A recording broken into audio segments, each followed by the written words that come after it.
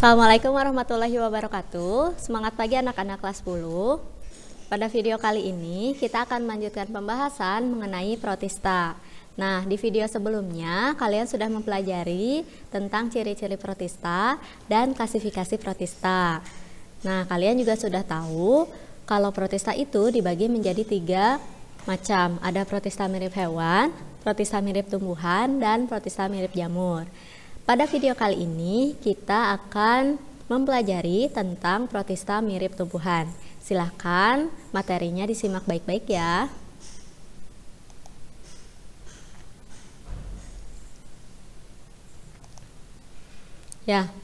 Jadi protista mirip tumbuhan juga dikenal sebagai alga ya.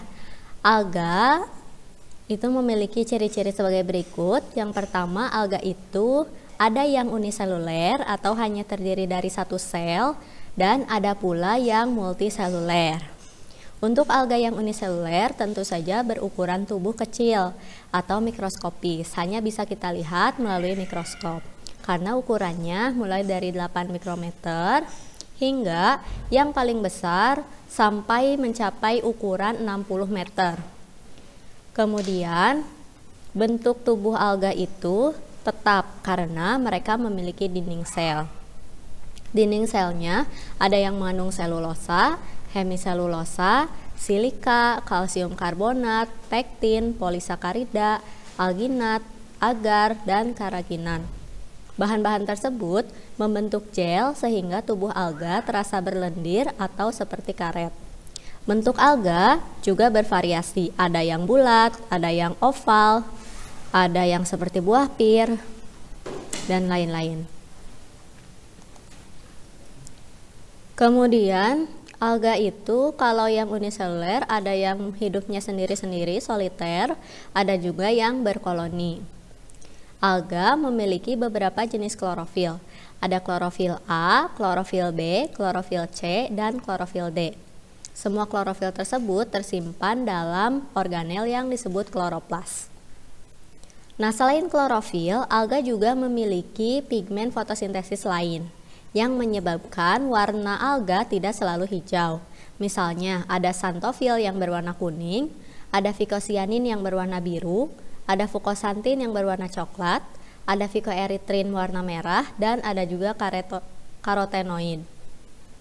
Bentuk kloroplasnya pun bervariasi, ada yang berbentuk spiral, cakram, bulat, jala, bintang, mangkuk, atau seperti pita. Kemudian cara hidup alga ada yang hidup sebagai plankton, yaitu organisme yang melayang mengikuti arus air dan tidak bisa bergerak. Ada yang neston, yang mengapung atau berenang di permukaan air. Ada juga bentos, yaitu organisme yang melekat di dasar perairan. Ada beberapa tipe bentos, ada epilitik yang melekat pada batu, ada epipelik yang melekat pada lumpur atau pasir, ada epifitik yang melekat pada tumbuhan, dan ada epizoik yang hidup atau melekat pada hewan. Reproduksi alga bisa terjadi secara seksual maupun seksual. Secara aseksual, alga bisa melakukan pembelahan biner seperti bakteri. Kemudian fragmentasi, salah satu bagian tubuhnya bisa membentuk tubuh yang baru, organisme yang baru. Kemudian ada juga yang membentuk spora vegetatif.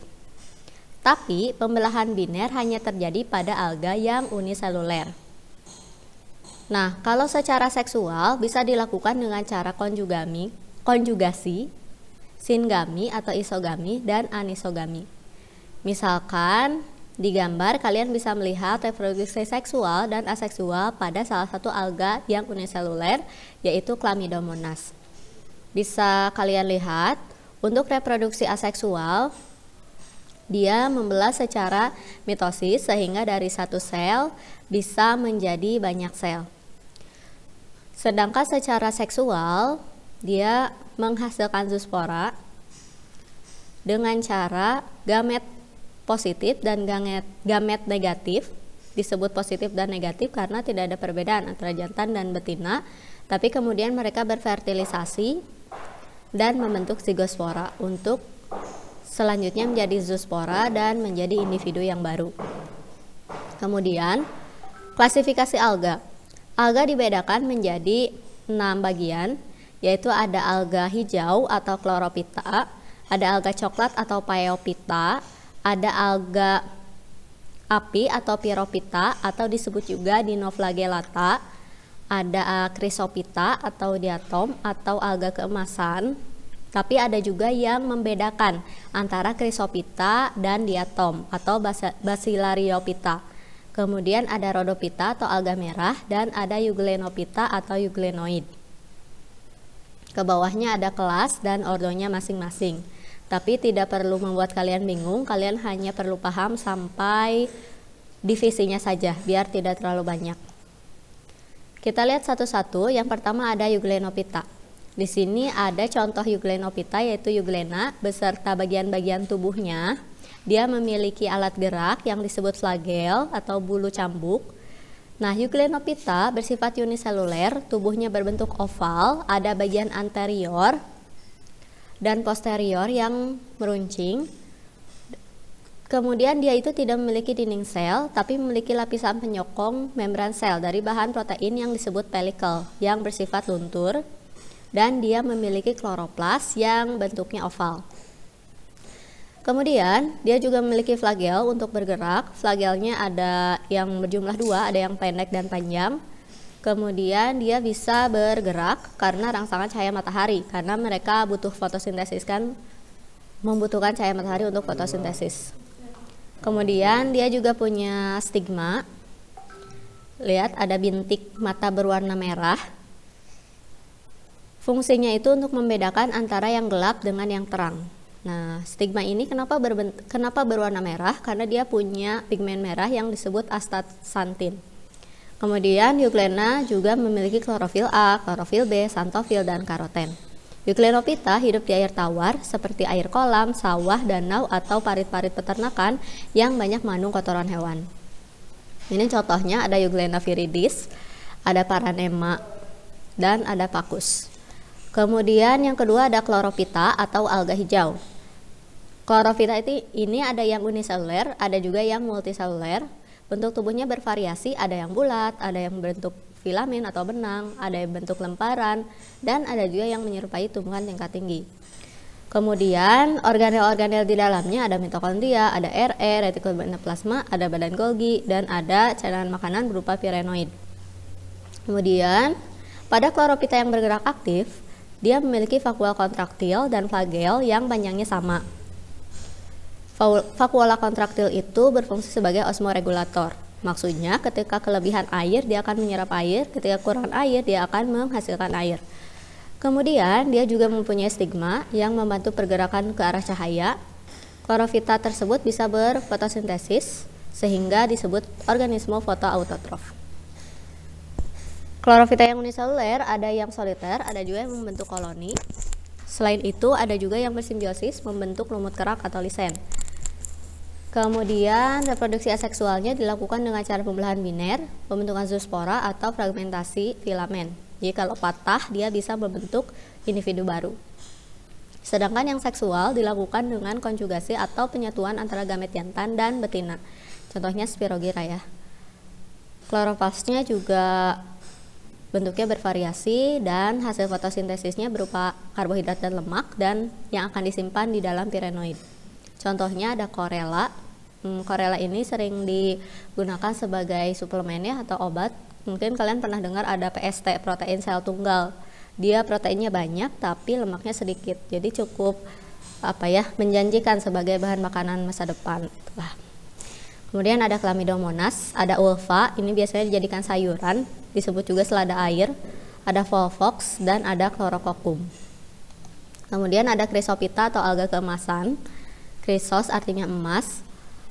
Kemudian dia memiliki warna keemasan karena pigmen dominannya adalah xanthofil, dan pigmen yang lain seperti klorofil A, C, dan karotenoid. Struktur tubuhnya ada yang uniseluler dan multiseluler. Dia punya dinding sel yang mengandung hemiselulosa, pektin, atau silika. Silika itu bahan kaca ya. Kemudian ada yang memiliki 1 atau 2 buah flagel, ada juga yang tidak punya. Dia punya pirenoid sebagai tempat penyimpanan makanan. Hidupnya secara fotoautotrof. karena memiliki pigmen fotosintetis. Kemudian Chrysophyta dapat hidup secara soliter atau berkoloni. Reproduksinya bisa seksual bisa aseksual. Kemudian hidupnya ada di air tawar dan air laut.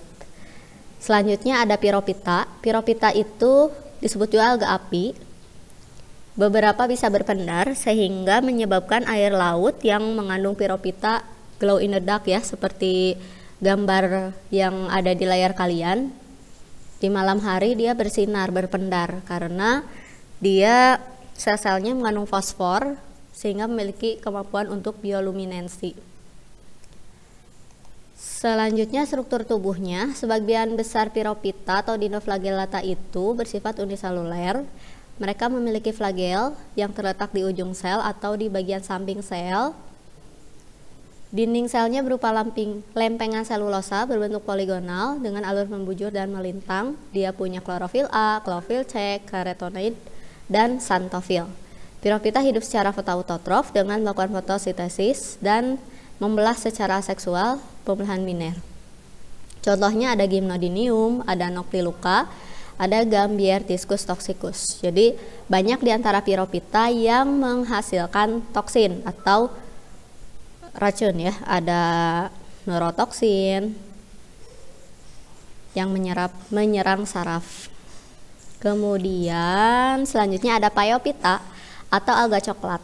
Nah, mungkin kalian sering lihat ya, alga coklat ini memiliki pigmen fukosantin yang berwarna coklat yang menyelubungi klorofil. Ciri-cirinya ada yang multiseluler, bentuk tubuhnya seperti benang atau menyerupai tumbuhan talus. Talus itu tumbuhan yang belum bisa dibedakan antara akar, batang, dan daun. Untuk ukuran talusnya ada yang mencapai 100 meter. Nah, bisa sangat tinggi ya, ukurannya sangat besar. Contohnya seperti ini yang membentuk kelp atau hutan di bawah laut. Dia punya dinding sel yang mengandung asam alginat dan pektin. Klorofosnya tunggal, bentuknya beragam, ada yang cakram atau benang. Pigmennya ada fukosantin, klorofil A, C, dan xanthofil. Kemudian mereka memiliki cadangan makanan berupa minyak laminarin disimpan di dalam pirenoid. Talusnya melekat pada substrat berupa bebatuan dengan menggunakan holdfast. Selain itu, mereka juga bisa mengapung dengan bantuan alat berupa gelembung udara yang terdapat di dekat blade atau bagian tubuh yang seperti daun. Contoh-contohnya ada Dictyota, ada Cutleria, ada Fucus, ada Macrocystis, ada Sargassum, dan ada Padina yang bentuknya seperti ini. Terlihat di gambar. Kemudian ada Rhodophyta atau alga merah. Alga merah ini sering kita lihat di pasar ya, ada yang dijadikan agar-agar. Nah, alga merah kenapa berwarna merah? Karena mereka memiliki pigmen dominan phycoerythrin yang berwarna merah. Pigmen tersebut menutupi klorofil A, klorofil D, karoten, dan phycobilin yang tersusun dari phycoerythrin dan phycocyanin.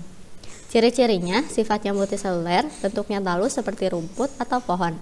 Dia punya dinding sel yang mengandung selulosa dan pektin.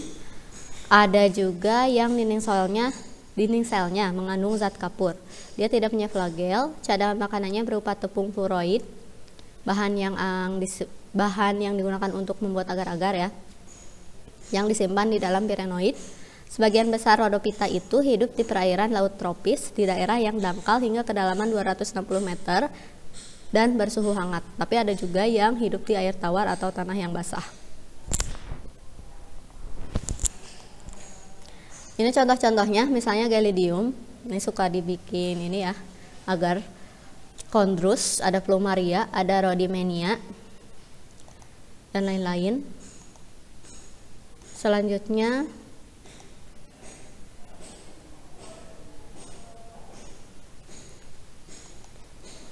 satu lagi sebenarnya ada Bacillariophyta ya, atau diatom. Namun diatom ini bisa kita masukkan ke dalam Chrysophyta karena termasuk alga emas keemasan. Nah,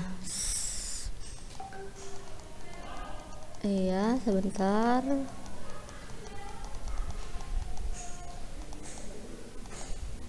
Nah, ini ya. Dia uniseluler berwarna kuning kecoklatan.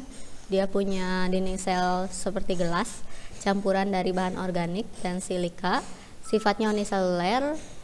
Dia itu ciri khasnya punya tutup dan wadah, sehingga dia itu punya dua bagian tubuh ya. Yang wadahnya disebut hipoteka dan tutupnya disebut epiteka. Epiteka ukurannya lebih besar daripada hipoteka. Di antara mereka terdapat celah yang disebut ref ya. Kemudian mereka punya pori-pori untuk pertukaran zat dan gas antara sel dan lingkungan. Inti selnya terletak di pusat sitoplasma. Kloroplasnya bentuknya bervariasi, ada yang cakram, huruf H, periferal, dan pipih. Nah, ini adalah kesimpulannya ya. Bisa kita lihat di sini ke-7. Kalau di sini dibedakan jadi 7 ya. Filum di dalam alga atau protista mirip tumbuhan ada Euglenophyta, Pyrophyta, Chrysophyta, Bacillariophyta, ada Rhodophyta, Phaeophyta, dan Chlorophyta. Nah, yang membedakan apa? Tentu saja yang membedakan adalah pigmennya. Ya, tadi kita sudah bahas ada yang betul-betul hanya klorofil, tapi ada juga yang memiliki pigmen tambahan seperti xanthofil. Ada fukosantin pada coklat, xanthofil pada alga keemasan. Terus ada yang